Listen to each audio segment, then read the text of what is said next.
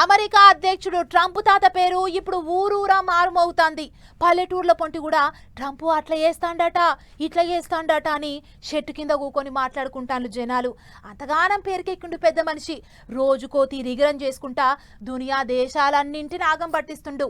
అన్నిటికి మించి అమెరికాలుంటున్న బయట దేశం పబ్లిక్ ని మస్తు బుగులు పట్టిస్తుండు తాత. చూడుర్రి.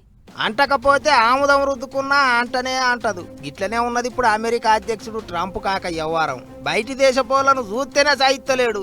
ఎటు తిరిగి ఎవళ్ళ దేశానికి వాళ్ళు వెళ్ళిపోవాలి, అమెరికా ఖాళీ చేయాలి అన్నట్టు చేస్తున్నాడు.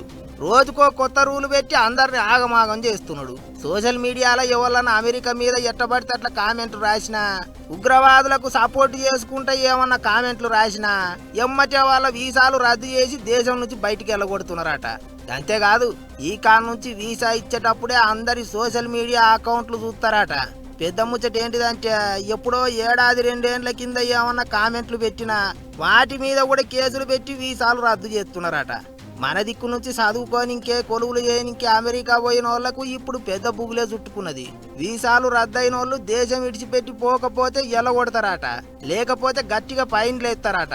ఇంకో పెద్ద ముచ్చట ఏంటిదంటే, బయటి దేశంకించి వచ్చిన వాళ్ళు బండ్లు రూవడిగా నడిపినా, తాగి బండ్లు నడిపినా కూడా వీసా రద్దు చేసి దేశం నుంచి ఎల్లగొట్టే ఎగురం చేస్తున్నారట.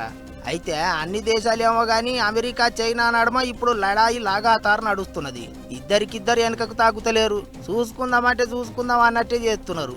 మరి ఇక పంచాయతీ ఎంత దాకపోతుందో ఏమో గానీ అమెరికాలో ఉంటున్న బయటి దేశం పబ్లిక్ ఒక్కసారి ఏదన్నా పని పడి ఆ దేశాన్ని ఇడిచిపెడితే మళ్ళీ అక్కడికి పోతామో పోమో అనుకుంటున్నారట.